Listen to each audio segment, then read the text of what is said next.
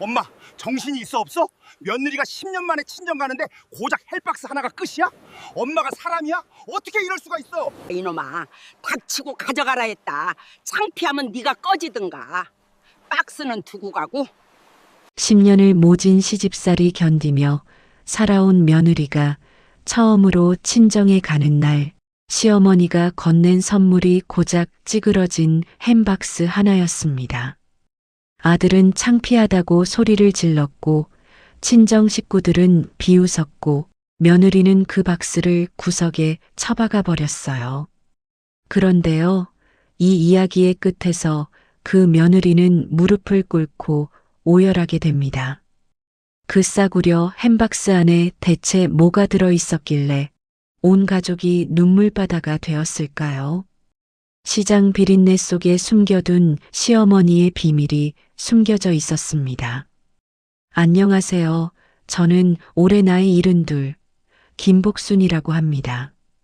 부산 자갈치 시장에서 50년 넘게 생선 장사를 해온 늙은이에요. 손은 칼에 베인 상처투성이고 몸에는 평생 비린내가 배어서 아무리 씻어도 안 지워지는 그런 팔자로 살아왔어요. 오늘 제가 들려드릴 이야기는 제 며느리 써니, 그리고 찌그러진 햄박스 하나에 관한 것입니다. 이야기를 시작하기 전에 아직 구독과 좋아요 안 누르신 분들은 꼭 눌러주시고요. 어느 지역에서 시청하고 계신지 댓글로 남겨주시면 제가 하나하나 읽어보면서 인사드릴게요. 그날은 유난히 바람이 차가운 이른 봄날이었어요. 3월 초였는데도 아직 겨울 끝자락이 남아서 코끝이 시리던 아침이었는데 저는 새벽 4시부터 시장에 나가 생선을 다듬다가 9시쯤 부랴부랴 집으로 돌아왔거든요. 그날이 바로 며느리 써니가 필리핀으로 떠나는 날이었기 때문이에요. 써니가 우리 집에 시집 온 지 올해로 딱 10년이 되었는데 그동안 단 한 번도 친정에 가보지를 못했어요. 비행기 삭이 비싸서 시간이 안 돼서 이런저런 핑계로 미루다 보니 10년이라는 세월이 훌쩍 지나가 버린 거예요. 그런데 올해 써니 친정아버지가 칠순을 맞이하셨다는 소식이 왔더라고요. 칠순이면 얼마나 큰 잔칫날이에요.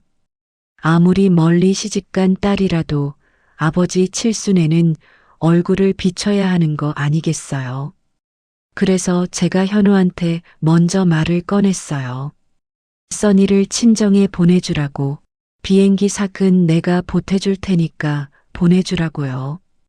현우는 처음에 돈이 없다느니 바쁘다느니 하면서 시큰둥하게 굴었는데 제가 비행기 삭을 보태준다고 하니까 그제야 고개를 끄덕이더라고요. 떠나는 날 아침 저는 시장에서 돌아오자마자 안방으로 들어가 장롱 맨 위 칸을 열었어요. 거기에는 노란색 종이 박스 하나가 올려져 있었는데 스팸하고 참치 통조림이 들어있는 명절 선물 세트였어요. 작년 추석에 누가 줬는지도 기억 안 나는 그냥 흔해 빠진 그런 거 있잖아요. 박스 모서리가 좀 찌그러져 있었고 먼지도 살짝 앉아 있었지만 저는 대충 손으로 털어내고 거실로 들고 나왔어요. 현우하고 써니가 현관에서 짐을 챙기고 있었는데 써니는 캐리어 하나에 짐을 꾸려 넣고 있었고 그 모습을 보니까 마음 한구석이 이상하게 저릿저릿해지더라고요. 시집 온 지 10년 만에 처음 가는 친정길인데 얼마나 설레고 떨릴까, 얼마나 보고 싶었을까. 그 마음을 생각하니까 제 코끝도 덩달아 시큰해졌어요. 그런데 저는요, 원래 이런 말을 입 밖에 못 꺼내는 사람이에요. 잘 다녀와라 써니야. 친정 식구들 잘 보고 와라. 이 한마디가 그렇게 어려워요. 목구멍까지 올라왔다가도 막상 입을 열면 딴소리가 튀어나오는 게 제 평생 고질병이거든요. 저는 박스를 들고 현관으로 가서 써니 앞에 툭 내려놓으면서 가져가라고 했어요. 보면 뭔지 모르겠냐고, 햄하고 참치니까 가서 볶아 먹든 찌개 해 먹든 하라고 퉁명스럽게 말을 던졌어요. 원래 속마음은 그게 아니었거든요. 써니야, 친정에 가면 맛있는 거 해 먹어라. 고생 많았다. 잘 다녀와라. 이런 말을 하고 싶었는데 입에서는 영 딴소리만 나오는 거예요. 써니가 고개를 들어 박스를 쳐다봤는데 그 큰 눈이 동그랗게 커지면서 저를 올려다보더라고요. 그때 현우가 박스를 보더니 얼굴을 확 찡그리면서 소리를 버럭 질렀어요. 저는 속으로 아이고 또 시작이네 싶었지만 모른 척하면서 무게가 얼마나 된다고 그러냐고, 햄 몇 개가 대수냐고 받아쳤어요. 현우는 박스를 들어 올려보더니 한숨을 푹 쉬면서 필리핀에도 햄 있다고, 마트 가면 다 판다고, 10년 만에 친정 가는 며느리한테 선물이 고작 찌그러진 햄박스냐며 짜증을 부렸어요. 남들 보면 시어머니가 얼마나 인색하면 저런 걸 줬냐고 할 거라면서요. 그 말을 듣는 순간 제 가슴에 뭔가가 쿡 박히는 것 같았어요. 창피하다고요. 인색하다고요. 현우 이놈은 이 엄마가 왜 저 박스를 주는지 알기나 할까요? 저 안에 뭐가 들었는지 알기나 하고 저런 소리를 하는 걸까요? 하지만 저는 아무 말도 하지 않았어요. 그냥 입을 꾹 다물고 서 있었는데 속에서는 불이 나는 것 같았지만 얼굴에는 아무 표정도 짓지 않으려고 이를 악물었거든요. 저는 그냥 한마디 내뱉었어요. 창피하면 내가 꺼지든가 박스는 두고 가고. 현우가 기가 막힌다는 표정을 지었지만 저는 눈 하나 깜짝 안 하고 버텼어요. 이 늙은이가 왜 이러는지 저놈은 평생 모를 거예요. 써니가 조심스럽게 박스를 들어 캐리어 옆에 놓으면서 어머니 잘 먹겠다고 고개를 숙였는데 그 목소리가 어찌나 힘이 없던지 제 가슴이 또 한 번 저릿해졌어요. 며느리도 실망한 거예요. 10년 만에 친정 가는데 시어머니가 준 선물이 고작 햄박스라니 얼마나 서운하겠어요. 저라도 서운했을 거예요. 그런데 저는 그 서운함을 풀어줄 말 한마디를 못하는 거예요. 현우가 캐리어를 끌고 먼저 나가면서 빨리 나오라고 소리쳤고 써니가 햄박스를 양손으로 들고 따라 나가면서 저한테 인사를 했어요. 어머니 다녀오겠다고, 건강하게 계시라고. 저는 고개만 끄덕이면서 그래 잘 갔다 와라, 몸 조심하고 라고 짧게 대답했어요. 현관문이 닫히고 발자국 소리가 점점 멀어지고 이윽고 차 시동 소리가 나더니 멀어져 가는 게 들렸어요. 저는 그제야 힘이 쭉 빠지면서 현관 앞에 털썩 주저앉았어요. 가슴속에서 뭔가가 꽉 막힌 것처럼 답답했거든요. 써니야, 이 시어미가 왜 그 박스를 줬는지 너는 모르겠지. 그 안에 뭐가 들었는지, 이 늙은이가 얼마나 밤잠을 설쳤는지 너는 아무것도 모르겠지. 저는 텅 빈 거실을 바라보면서 혼자 중얼거렸어요. 창밖으로 차가운 바람이 불어오고 햇살이 마루 위에 비스듬히 내려앉았는데 그 햇살이 유난히 쓸쓸해 보이더라고요. 며느리가 떠난 빈자리가 이렇게 클 줄 몰랐어요. 10년 동안 맨날 얼굴 보면서도 제대로 말 한마디 못 붙이고 잘한다 소리 한번 못 해주고 늘 비린내 난다, 간이 안 맞다 그런 타박만 했는데 막상 떠나고 나니까 가슴이 텅 비는 것 같았어요. 저는 한참을 그렇게 앉아 있다가 천천히 일어나 안방으로 들어갔어요. 장롱 앞에 서서 아까 박스를 꺼냈던 그 자리를 바라봤는데 이제 거기는 텅 비어 있었어요. 그 박스가 잘 가야 할 텐데, 써니가 잘 챙겨야 할 텐데, 저는 자꾸만 불안한 마음이 들었어요. 현우는 창피하다고 했지만 그놈은 몰라요. 저 박스 안에 이 엄마의 10년이 들어있다는 걸. 아니, 어쩌면 평생이 들어있다는 걸. 며느리 써니가 시집온 첫날부터 오늘까지 제가 얼마나 그 아이를 지켜보고 마음 졸이고 안쓰러워했는지 그건 하늘만 알고 저만 아는 거예요. 저는 장롱문을 천천히 닫으면서 눈을 감았어요. 어젯밤 일이 떠올랐거든요. 모두가 잠든 깊은 밤, 저 혼자 부엌 불을 켜고 그 박스 앞에 앉아있던 그 시간이요. 그때 제가 뭘 했는지 그 이야기는 이제부터 시작입니다. 모두가 잠든 깊은 밤이었어요. 시계를 보니 새벽 2시가 막 지나고 있었는데 저는 잠이 오질 않아서 부엌 불을 켜고 식탁 앞에 앉아 있었거든요. 식탁 위에는 노란색 캔박스가 놓여 있었고 그 옆에는 비닐봉지 하나가 묵직하게 자리를 잡고 있었어요. 저는 떨리는 손으로 박스 뚜껑을 열었어요. 안에는 스팸캔 6개하고 참치캔 6개가 가지런히 들어 있었는데 저는 그 캔들을 하나씩 조심스럽게 꺼내기 시작했어요.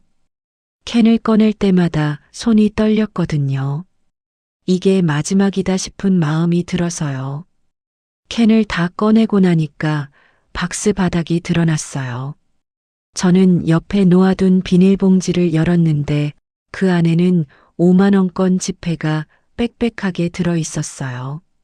한 장, 2장 세기도 힘들 만큼 두툼한 돈다발이었는데 저는 그 돈다발을 꺼내서 박스 바닥에 차곡차곡 깔기 시작했어요. 그 돈에서는 비린내가 났어요. 생선 비린내, 50년 동안 제 손에 배어든 그 냄새가 돈에도 스며들어 있었거든요.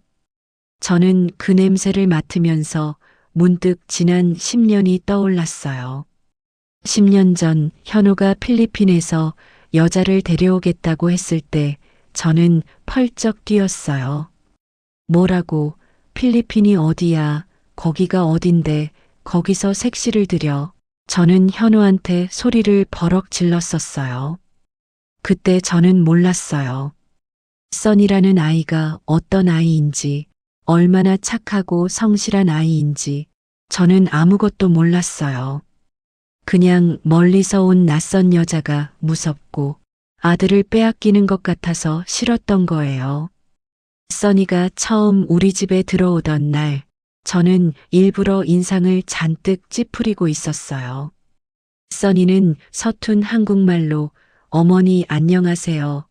잘 부탁합니다. 하면서 허리를 아흔도로 꺾어 인사를 했는데 저는 고개만 까딱하고 돌아서 버렸거든요. 지금 생각하면 그때 제가 얼마나 모질었는지 몰라요.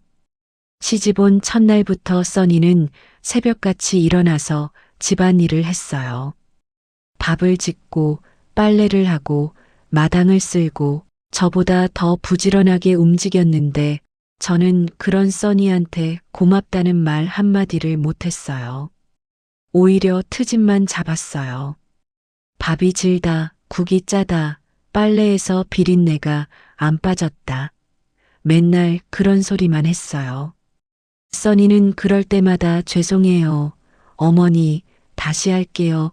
어머니 하면서 고개를 숙였는데 그 모습을 볼 때마다 제 가슴이 이상하게 아렸어요. 미안해서 아린 건지 안쓰러워서 아린 건지 그때는 저도 잘 몰랐어요. 세월이 흐르면서 저는 조금씩 써니라는 아이를 알게 되었어요. 써니는 필리핀에서도 가난한 집안 출신이었는데 어릴 때부터 동생들 돌보면서 살림을 도맡아 했대요. 15살부터 식당에서 일하면서 가족 생계를 책임졌고 24세 한국에 시집을 왔어요. 한국말도 제대로 못하는데 덜컥 시집을 온 거예요. 얼마나 무서웠을까요? 얼마나 외로웠을까요? 저는 그런 써니한테 단 한 번도 다정하게 대해준 적이 없었어요. 속으로는 안쓰럽고 짠했지만 입에서는 맨날 타박만 나왔거든요. 어느 날이었어요. 제가 새벽에 시장에서 돌아왔는데 써니가 부엌에서 울고 있었어요. 소리 없이 훌쩍훌쩍 울면서 설거지를 하고 있더라고요. 저는 모른 척하고 지나가려다가 발길이 안 떨어져서 멈춰 섰어요. 써니야, 왜 우노? 저는 퉁명스럽게 물었어요. 써니가 화들짝 놀라면서 얼굴을 닦았는데 눈이 통통 부어 있더라고요. 아무것도 아니에요, 어머니. 써니가 억지로 웃으면서 대답했는데 그 웃음이 얼마나 슬프던지요. 나중에 알고 보니까 써니 친정에서 연락이 왔대요. 태풍이 와서 집 지붕이 날아갔다고, 동생들이 비를 맞으면서 지낸다고, 그런 연락이요. 써니는 돈을 보내주고 싶어도 보내줄 돈이 없었어요. 현우한테 말해봤자 없다는 소리만 들을 테고 시어머니한테는 차마 손을 벌릴 수가 없었던 거예요. 저는 그날 밤부터 결심을 했어요. 써니 몰래 돈을 모아야겠다고, 언젠가 써니 친정에 보내줘야겠다고요. 그때부터 저는 시장에서 생선을 팔면서 푼돈을 모으기 시작했어요. 하루에 5,000원, 10,000원, 그렇게 조금씩 모았어요. 비가 오나 눈이 오나 새벽 3시에 일어나서 시장으로 나갔고 밤 9시가 넘어서야 집에 돌아왔어요. 손이 얼어서 감각이 없어도, 허리가 끊어질 것 같아도 저는 하루도 쉬지 않았어요. 그렇게 10년을 모았어요. 10년 동안 한 푼, 두 푼 모은 돈이 3천만 원이 되었어요. 그 돈을 저는 어디다 숨겼는지 아세요? 장롱 서랍 안 비닐봉지에 꽁꽁 싸서 숨겨뒀어요. 은행에 맡기면 현우한테 들킬까봐, 그리고 무엇보다 은행 갈 시간이 없어서요. 새벽부터 밤까지 시장 좌판에 앉아 있으면 은행 문 열 때 갈 수가 없거든요. 그래서 그냥 비닐봉지에 넣어서 숨겨뒀어요. 그 돈에서 비린내가 나는 건 당연한 거예요. 제 손에서 생선 내장 냄새가 사라진 적이 없으니까 그 손으로 만진 돈에도 냄새가 배는 거예요. 저는 박스 바닥에 돈다발을 다 깔고 나서 그 위에 편지 한 장을 올려놓았어요. 어젯밤에 1시간 넘게 고민하면서 쓴 편지였어요. 맞춤법이 맞는지도 모르겠고 글씨도 삐뚤빼뚤했지만 제 마음은 다 담았어요. 써니야, 이 시어미가 10년 동안 모은 돈이다. 태풍에 날아간 친정집 지붕, 이걸로 튼튼하게 새로 지어드려라. 동생들 고생시키지 말고 아버지 어머니 편하게 해드려라. 시장 비린내밖에 모르는 시어미가 해줄 게 이것밖에 없다. 그동안 구박만 해서 미안하다. 몸 건강히 잘 다녀와라. 편지를 다 쓰고 나니까 눈물이 나더라고요. 저는 후다닥 눈물을 닦고 편지 위에 황금 열쇠 하나를 올려놓았어요. 그 열쇠는 제가 시집 올 때 친정 어머니가 주신 거예요. 순금으로 만든 건데 열쇠 모양으로 생겨서 새 집의 문을 열라는 의미가 담겨 있대요. 저는 그걸 50년 동안 간직하고 있었는데 이제 써니한테 물려주려고요. 써니도 새 집을 짓게 될 테니까 이 열쇠로 새 문을 열라고요. 저는 황금 열쇠 위에 스팸캔하고 참치캔을 다시 차곡차곡 쌓았어요. 겉에서 보면 그냥 평범한 햄박스처럼 보이게 말이에요. 박스 뚜껑을 닫고 테이프로 다시 붙이고 나니까 새벽 4시가 다 되어 있었어요. 저는 박스를 안고 안방으로 들어가서 장롱 맨 위 칸에 올려놓았어요. 그리고 장롱문을 닫으면서 혼자 중얼거렸어요. 써니야, 이 시험이 마음 언젠가는 알아주겠지. 비린내 나는 돈이라고 욕하지는 마라. 이 돈에는 이 늙은이 10년 세월이 들어있다. 저는 그날 밤 한숨도 못 잤어요. 아침이 되면 써니가 떠나고 그 박스도 같이 떠나게 될 텐데 가슴이 두근거려서 잠이 안 왔거든요. 만약 써니가 박스를 안 가져가면 어쩌지? 만약 현호가 박스를 버리라고 하면 어쩌지? 온갖 걱정이 다 들었어요. 그리고 아침이 밝았고 걱정했던 대로 현호는 난리를 쳤어요. 창피하다고, 인색하다고 저런 싸구려를 왜 주냐고요. 저는 그 소리를 들으면서 속이 부글부글 끓었지만 참았어요. 이 늙은이가 왜 참는지 저놈은 영원히 모를 거예요. 저는 창문 앞에 서서 떠나가는 차를 바라봤어요. 써니가 탄 차가 골목을 돌아 사라질 때까지 한참을 서 있었어요.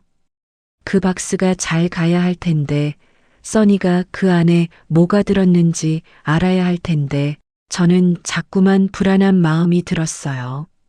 하늘에서 구름이 낮게 깔리고 어디선가 바닷바람이 불어왔어요. 비린내 섞인 바람이었는데 그 냄새가 이상하게 마음을 무겁게 했어요. 써니야, 제발 그 박스 버리지 마라. 제발 잘 챙겨라. 저는 하늘을 올려다보면서 빌고 또 빌었어요. 이 늙은이 평생의 마음이 담긴 박스니까 제발 무사히 전해지게 해달라고요. 써니가 떠난 지 12시간쯤 지났을 때 저는 현우한테서 전화를 받았어요. 써니가 무사히 필리핀에 도착했다는 소식이었는데 저는 그제야 한시름 놓았거든요. 비행기가 8시간이나 걸린다고 해서 내내 조마조마했었어요. 그런데 현우 말로는 공항에 써니 친척들이 마중을 나왔는데 분위기가 좀 이상했대요. 왜 이상했냐고 물으니까 현우가 한숨을 푹 쉬면서 말하더라고요. 써니 친척들이 한국에서 가져온 선물을 보고 실망한 눈치였다고요. 저는 그 말을 듣는 순간 가슴이 철렁 내려앉았어요. 아, 그 박스 때문이구나. 바로 알아챘어요. 써니 친척들 눈에는 그게 그냥 싸구려 햄박스로 보였겠지요. 10년 만에 한국에서 시집간 딸이 왔는데 시어머니가 보낸 선물이 고작 찌그러진 햄 세트라니 얼마나 한심해 보였겠어요. 저는 전화를 끊고 나서 한참을 멍하니 앉아 있었어요. 그쪽에서 무슨 일이 벌어지고 있는지, 제가 보낸 박스가 어떤 취급을 받고 있는지 눈에 보이는 것처럼 선했거든요. 필리핀은 한국보다 훨씬 덥다고 들었어요. 써니가 도착한 마닐라 공항은 후덥지근한 열대의 공기로 가득했을 거예요. 습기가 많아서 옷이 몸에 찰싹 달라붙고 땀이 등줄기를 타고 흘러내리는 그런 날씨였겠지요. 써니는 캐리어를 끌고 나오면서 한 손에 그 노란색 햄박스를 들고 있었을 거예요. 공항 밖에는 써니 친정 식구들이 마중을 나와 있었을 테고 10년 만에 보는 가족들이니까 얼마나 반가웠겠어요. 써니가 울고 친정 어머니가 울고 동생들도 울고 그렇게 서로 부둥켜 안고 한참을 울었겠지요. 그런데 문제는 그 다음이었어요. 써니 삼촌이라는 사람이 짐을 옮기다가 그 햄박스를 보고 물었대요. 이게 뭐냐고, 한국에서 가져온 거냐고요. 써니가 시어머니가 주신 거라고 대답하니까 삼촌이 박스를 들어보더니 코웃음을 쳤대요. 한국이 그렇게 잘 사는 나라라며 시어머니라는 사람이 고작 햄이나 보냈냐고요. 저는 그 이야기를 듣는 것만으로도 얼굴이 화끈거렸어요. 창피해서가 아니에요. 속상해서요. 그 안에 뭐가 들었는지도 모르면서 겉만 보고 판단하는 게 너무 억울했거든요. 써니 친정집은 마닐라에서 차로 4시간을 더 들어가야 하는 시골 마을에 있대요. 비포장도로를 덜컹거리며 달려가는 동안 그 햄박스는 트럭 짐칸 한쪽 구석에 처박혀 있었겠지요. 먼지가 풀풀 날리는 길을 달리는 동안 박스는 이리저리 굴러다녔을 거예요. 써니 친정집에 도착하니까 10년 전 태풍에 지붕이 날아간 그 집이 아직도 그대로였대요. 양철 지붕을 대충 얹어 놓아서 비가 오면 새고 바람이 불면 덜컹거리는 그런 집이었대요. 써니가 그 집을 보고 얼마나 마음이 아팠을까요? 저는 그 생각을 하니까 코끝이 찡해졌어요. 써니는 한국에서 가져온 짐을 풀면서 선물을 나눠줬을 거예요. 친정 어머니한테는 옷을, 동생들한테는 과자를 그렇게 하나씩 나눠주는데 맨 마지막에 그 햄박스가 남았겠지요. 써니가 박스를 꺼내면서 이건 시어머니가 주신 거라고 말하니까 친척들 표정이 싸늘하게 굳었대요. 한국 시어머니가 사위 아버지 칠순에 보낸 선물이 고작 햄박스라니 다들 실망한 눈치였대요. 써니 삼촌이 또 한마디 했대요. 애인 역시 시어머니는 시어머니네. 며느리한테 인색한 건 어디나 똑같다고요. 저는 그 말을 전해 듣고 밤새 잠을 못 잤어요.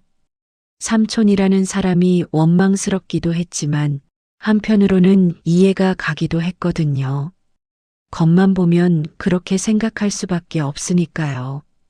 써니도 속상했겠지요. 시어머니가 보낸 선물이 친척들한테 비웃음거리가 되었으니 얼마나 창피하고 민망했겠어요. 결국 써니는 그 박스를 친정집 구석에 처박아 버렸대요. 눈에 보이지 않는 곳에, 아무도 신경 쓰지 않는 곳에요. 저는 그 소식을 듣고 가슴이 무너지는 것 같았어요. 3천만 원이에요. 10년 동안 비린내 맡으면서 모은 3천만 원이 지금 필리핀 어느 시골집 구석에 처박혀 있는 거예요. 아무도 그 안에 뭐가 들었는지 모른 채로요. 저는 안방에 들어가 문을 닫고 혼자 울었어요. 소리 없이 아무도 모르게요. 써니야, 제발 그 박스 버리지 마라. 제발 열어보기만 해라. 저는 두 손을 모으고 빌고 또 빌었어요. 그런데 이게 끝이 아니었어요. 더 큰 위기가 닥치고 있었는데 저는 그때 그걸 몰랐어요. 써니가 필리핀에 간 지 3일째 되는 날이었어요.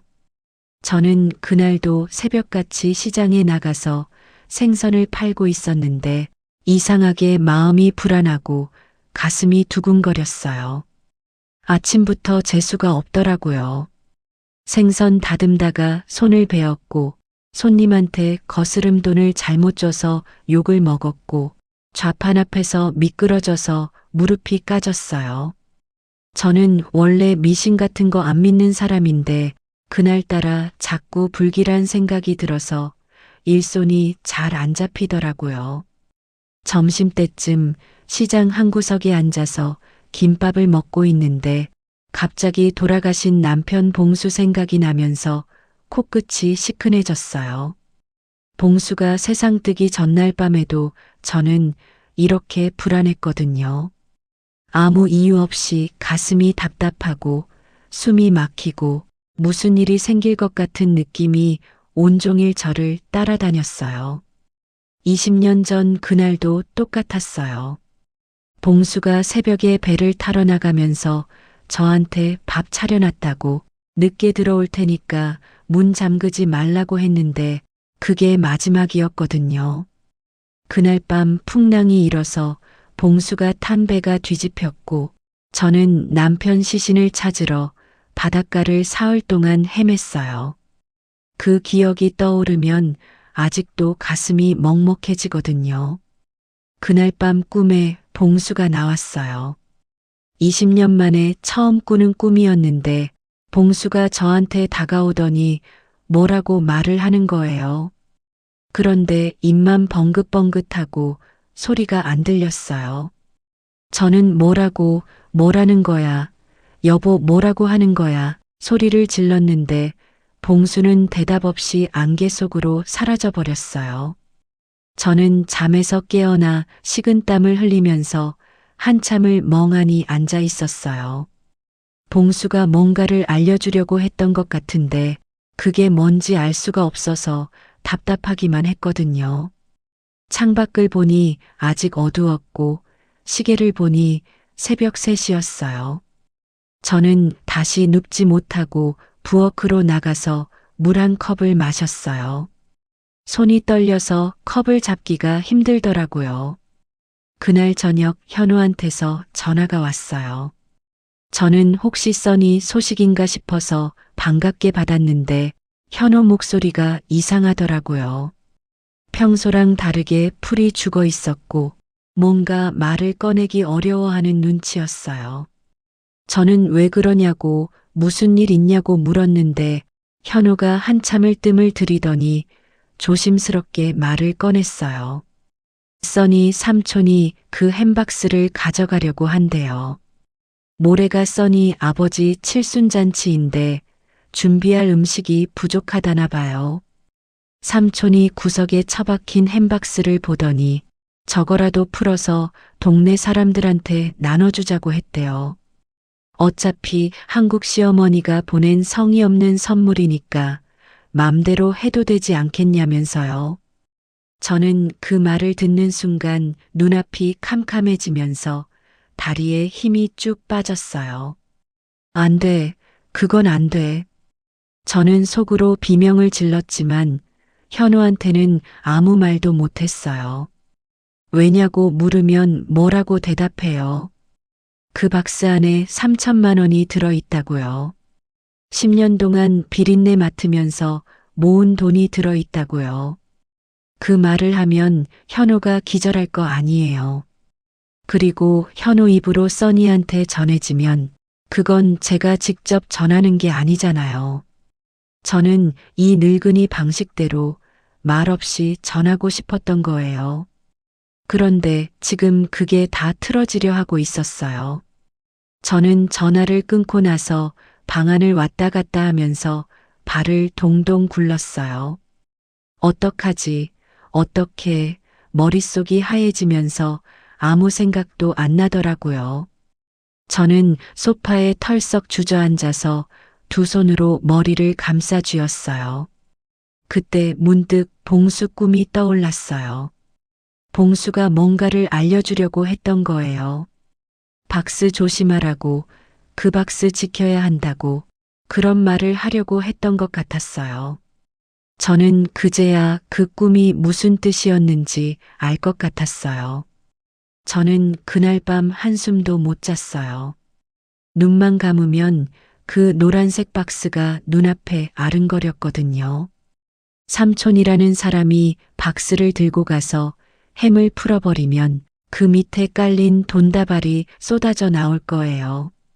그러면 어떻게 될까요? 난리가 나겠지요.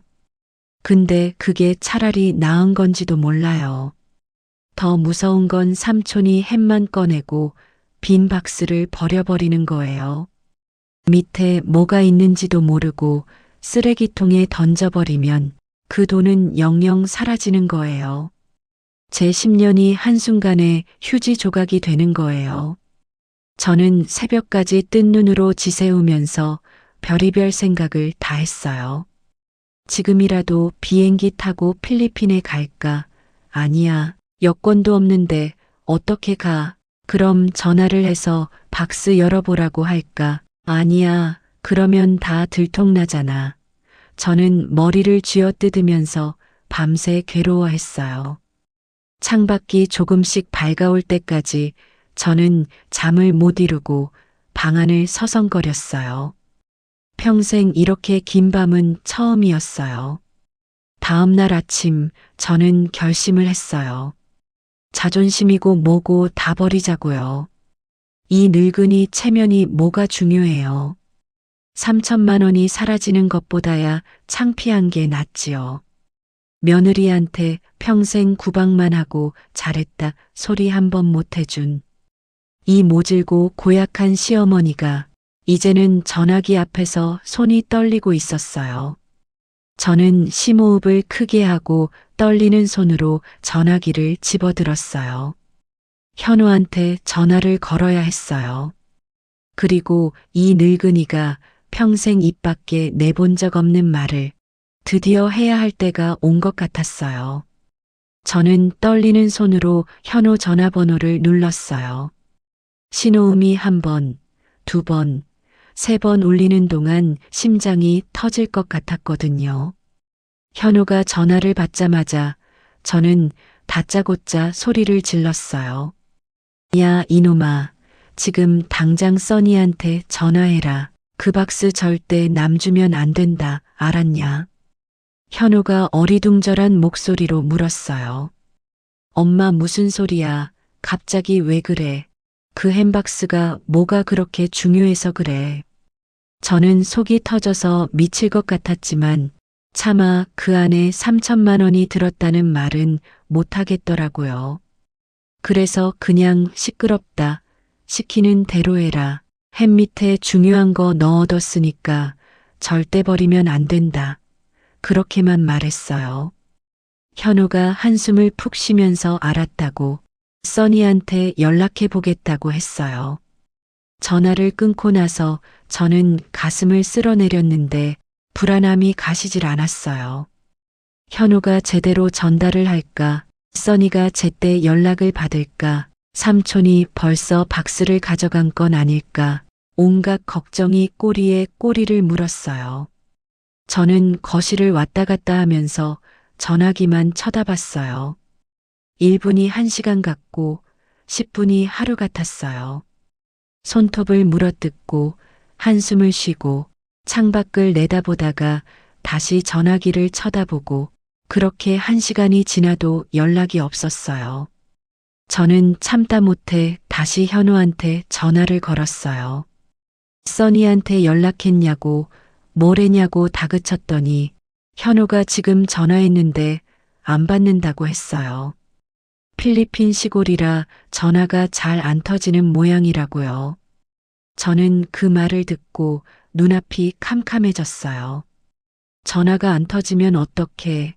그럼 연락을 어떻게 해? 저는 발을 동동 구르면서 안절부절 못했어요. 그때 문득 써니 친정집 전화번호가 있다는 게 생각났어요. 예전에 써니가 혹시 몰라서 적어둔 게 냉장고 옆에 붙어 있었거든요. 저는 부엌으로 달려가서 그 쪽지를 찾았어요. 손때 묻은 쪽지에 삐뚤빼뚤한 글씨로 적힌 전화번호가 보였어요. 저는 떨리는 손으로 그 번호를 눌렀어요. 국제전화라서 번호가 길었는데 2번이나 잘못 눌러서 다시 걸어야 했어요. 드디어 신호음이 울렸어요. 1번, 2번, 3번, 4번. 제발 받아라, 제발 받아라. 저는 두 손을 모으고 빌었어요. 5번째 신호음이 울릴 때 누군가가 전화를 받았어요. 낯선 목소리가 들렸는데 필리핀 말인지 뭔지 하나도 못 알아듣겠더라고요. 저는 다급하게 써니 바꿔달라고, 써니 있냐고 소리를 질렀어요.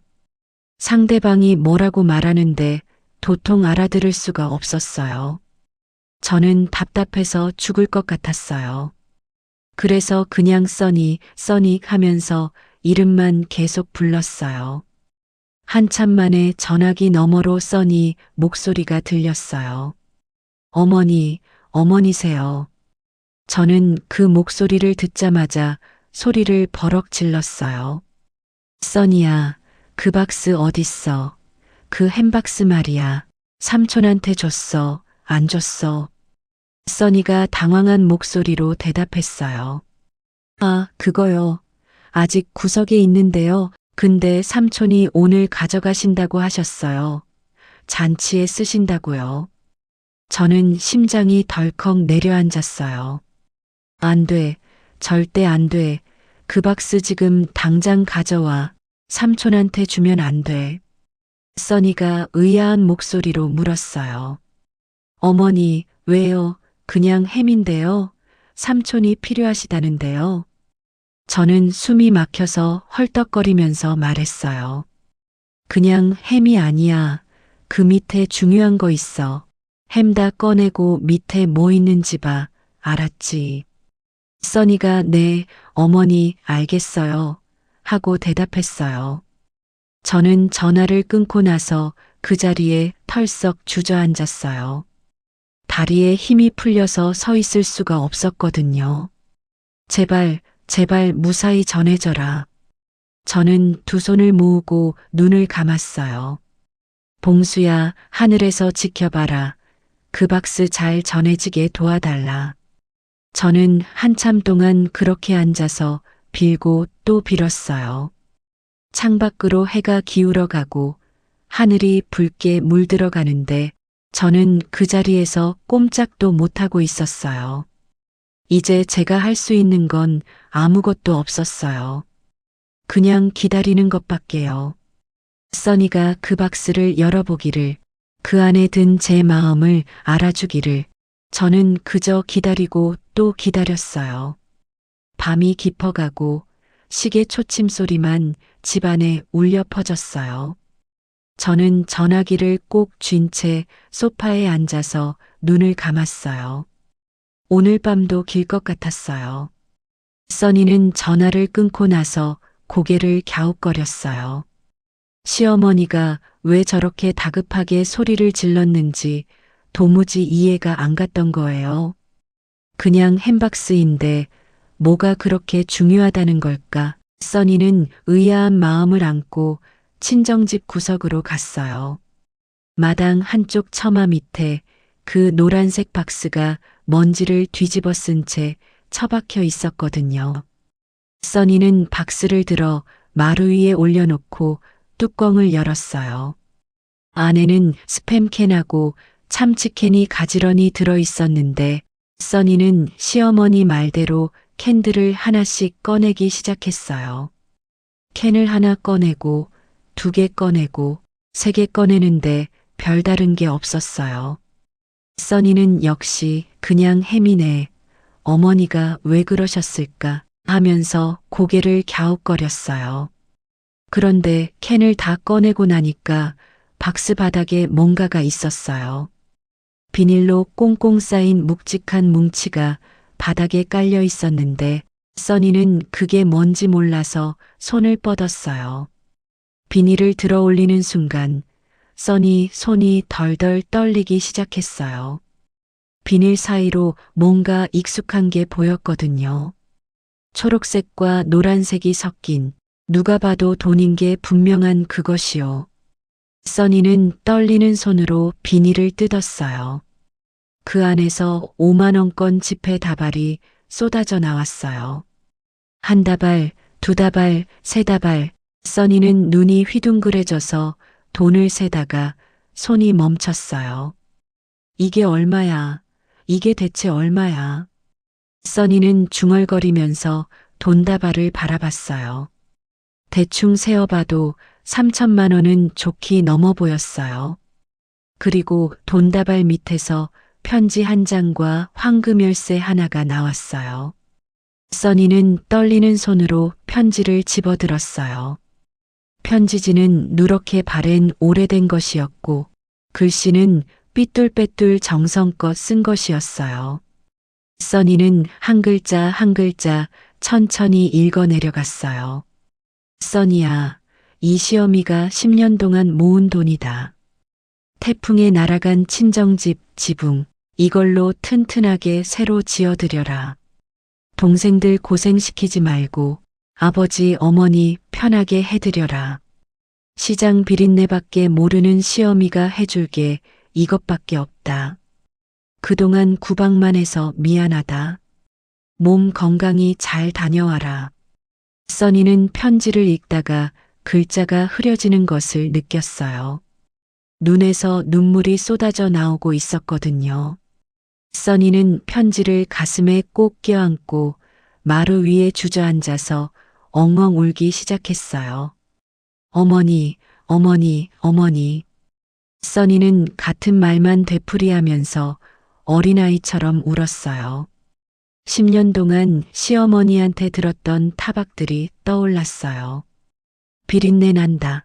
간이 안 맞다. 밥이 질다. 국이 짜다. 맨날 구박만 하는 시어머니가 야속하고 서운했었어요. 한국에 시집 온 거 후회한 적도 한두 번이 아니었어요. 그런데 그 구박 뒤에 이런 마음이 숨어 있었던 거예요. 10년 동안 새벽부터 밤까지 생선 장사를 하면서 한 푼, 두 푼 모은 돈을 전부 며느리 친정에 보내려고 했던 거예요. 써니는 울면서 돈다발에 코를 가까이 댔어요. 비린내가 났어요. 생선 비린내, 시어머니 손에서 나던 그 냄새가 돈에도 배어 있었어요. 써니는 그 냄새를 맡으면서 더 크게 울었어요. 이 돈이 어떻게 모인 건지, 시어머니가 얼마나 고생하셨는지 이제야 알 것 같았거든요. 써니 울음소리를 듣고 친정 식구들이 하나둘 모여들었어요. 써니 어머니가 왜 우냐고 물었고 동생들이 무슨 일이냐고 걱정했어요. 써니는 말을 못하고 그냥 돈다발과 편지를 보여줬어요. 친정 식구들도 그것을 보고 하나같이 입을 벌렸어요. 삼촌도 달려왔는데 아까 햄박스를 비웃던 그 삼촌이 돈다발을 보더니 얼굴이 새빨개지면서 아무 말도 못하더래요. 써니 어머니가 편지를 읽고 눈물을 훔치면서 말했어요. 사돈 어른이 이런 분이셨구나. 우리가 몰라봤구나. 동생들도 고개를 숙이면서 형부네 시어머니한테 죄송하다고 했어요. 써니는 울면서 황금 열쇠를 손에 쥐었어요. 이 열쇠로 새 집을 지으라는 시어머니의 마음이 손바닥 위에서 묵직하게 느껴졌어요. 써니는 그 자리에서 결심했어요. 지금 당장 시어머니한테 전화해야겠다고, 이 마음을 전해야겠다고요. 써니는 눈물을 닦으면서 휴대폰을 집어들었어요. 떨리는 손으로 시어머니 번호를 눌렀어요. 저는 소파에 앉아서 전화기만 쳐다보고 있었어요. 써니한테 박스 열어보라고 말한 지 2시간이 넘었는데 아무 연락이 없었거든요. 혹시 내 말을 못 알아들은 건 아닐까? 혹시 삼촌이 벌써 박스를 가져간 건 아닐까? 온갖 걱정이 머릿속을 맴돌았어요.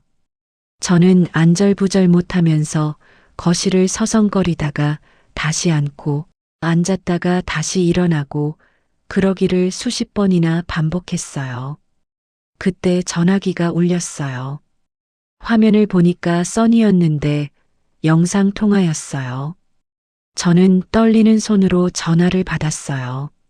화면에 써니 얼굴이 나타났는데 저는 깜짝 놀랐어요. 써니가 울고 있었거든요. 눈이 통통 붓고 코가 빨갛고 눈물이 볼을 타고 줄줄 흘러내리고 있었어요. 저는 가슴이 철렁 내려앉으면서 물었어요. 써니야, 왜 울어? 무슨 일 있어?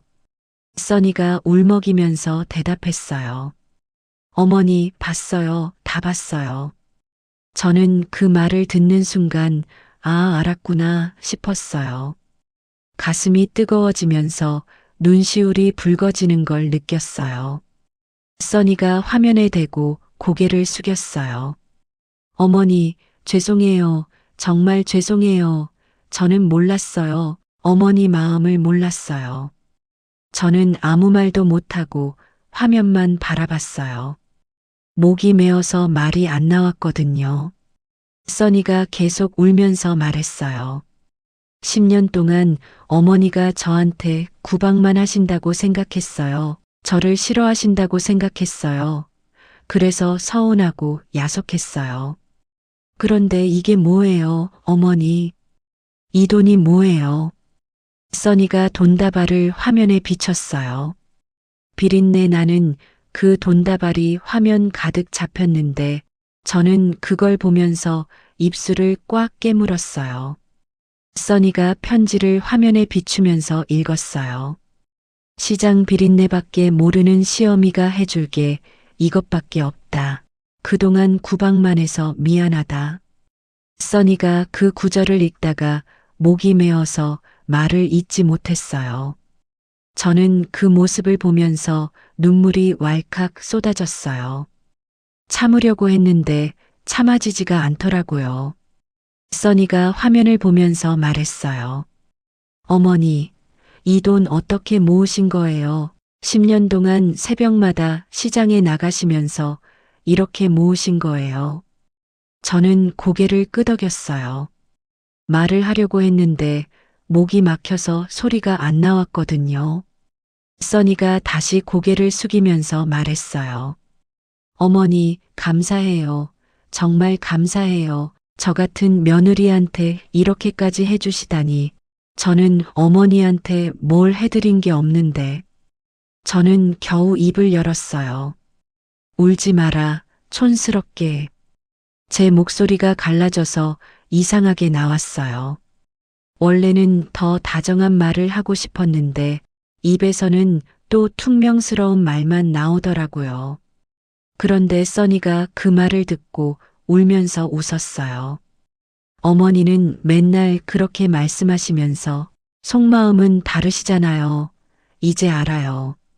저는 그 말을 듣고 코끝이 찡해졌어요. 이 며느리가 이제야 이 늙은이 마음을 알아준 거예요. 10년 동안 말 한마디 제대로 못하고 구박만 했는데 이제야 진심이 전해진 거예요. 써니가 눈물을 훔치면서 말했어요. 어머니, 이 돈으로 친정집 예쁘게 고칠게요. 지붕 튼튼하게 새로 얹고 방도 넓게 만들게요. 그리고 어머니 방도 하나 만들어 놓을게요. 나중에 꼭 놀러 오셔야 해요. 저는 콧등이 시큰해지면서 대답했어요. 그래, 내 방 하나 만들어 놔라. 죽기 전에 한번 가볼란다. 써니가 활짝 웃으면서 고개를 끄덕였어요. 네, 어머니, 꼭이요. 약속이에요. 저는 화면 속 써니를 바라보면서 눈물을 훔쳤어요. 이 며느리가 처음 시집 왔을 때가 엊그제 같은데 벌써 10년이 흘렀어요. 그동안 저는 이 아이한테 따뜻한 말 한마디 못 해줬어요. 맨날 구박만 하고 타박만 하고 속마음은 숨기기만 했어요. 그런데 오늘에서야 이렇게 마음이 전해졌어요. 비린내 나는 돈다발로 삐뚤빼뚤한 편지로 이 늙은이 마음이 전해진 거예요. 저는 전화를 끊고 나서 한참 동안 울었어요. 슬퍼서 운 게 아니에요. 기뻐서, 고마워서 가슴속에 맺혀 있던 게 풀려서 운 거예요. 여보, 잘 됐어. 우리 며느리가 내 마음 알아줬어. 저는 하늘을 올려다보면서 봉수한테 말했어요. 창밖으로 별이 반짝이고 있었는데 그 별빛이 유난히 따뜻해 보였어요. 그로부터 1년이 흘렀어요. 써니는 필리핀에서 한 달을 머물다가 한국으로 돌아왔는데 돌아오자마자 저를 꼭 안아줬어요. 공항에서 저를 보더니 뛰어와서 덥석 안기는데 저는 어쩔 줄 몰라서 어버버했거든요. 평생 누구한테 안겨본 적이 없어서 몸이 뻣뻣해졌는데 써니가 귓속말로 어머니 사랑해요 하는 거예요. 저는 그 말을 듣고 눈물이 핑 돌았지만 애써 참으면서 그래 나도 그래 라고 중얼거렸어요. 현우는 옆에서 멍하니 서 있다가 뒤늦게 상황을 알고 기절할 뻔했대요. 엄마가 10년 동안 3천만 원을 모아서 며느리 친정에 보냈다는 걸 그제야 안 거예요. 현우가 엄마 왜 나한테 말 안 했어? 하면서 눈물을 글썽이길래 저는 퉁명스럽게 말했어요. 너한테 말하면 뭐하냐? 내가 뭘 도와줄 거라고. 현우가 그 말에 할 말을 잃고 고개를 떨궜는데 그래도 속으로는 미안하고 고마웠는지 그 뒤로 저한테 잘하더라고요.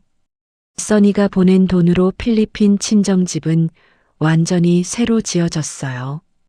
태풍에 날아갔던 지붕은 튼튼한 기와로 새로 얹었고 비가 새던 벽은 벽돌로 다시 쌓았고 방도 넓게 2칸을 더 늘렸대요. 써니가 매달 사진을 보내줬는데 집이 올라가는 모습을 볼 때마다 제 마음도 덩달아 흐뭇해졌어요. 그리고 드디어 집이 완공됐다는 소식이 왔어요. 써니가 사진 한 장을 보내왔는데 저는 그 사진을 보고 한참 동안 말을 잃었어요. 새로 지은 집 대문 앞에 팻말 하나가 붙어 있었거든요. 복순 어머니 방이라고 한글로 써붙인 팻말이었어요. 서툰 글씨로 정성껏 쓴 게 눈에 보였어요. 저는 그 사진을 보면서 눈시울이 붉어졌어요. 이 며느리가 진짜. 저는 혼자 중얼거리면서 코를 훌쩍였어요. 입으로는 쯧쯧 혀를 찼지만 입꼬리가 올라가는 건 어쩔 수가 없었어요. 써니가 전화로 말했어요. 어머니, 올해 안에 꼭 오셔야 해요. 어머니 방에서 어머니가 주무셔야 해요. 저는 그래 갈게 라고 대답했어요. 여권도 없는 내가 비행기를 타고 필리핀까지 갈 수 있을지 모르겠지만 한번 가보고 싶어졌어요. 써니 친정 식구들도 만나보고 싶고 내 이름 붙은 방에서 하룻밤 자보고 싶기도 하고요. 그리고 요즘 우리 집 풍경이 많이 달라졌어요.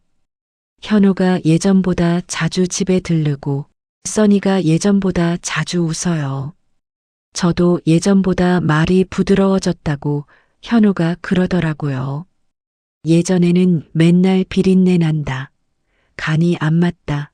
그런 말만 했는데 요즘은 그래, 맛있다. 수고했다. 그런 말이 가끔 나와요. 제가 변한 건지 아니면 원래 이랬는데 이제야 말로 나오는 건지 저도 잘 모르겠어요.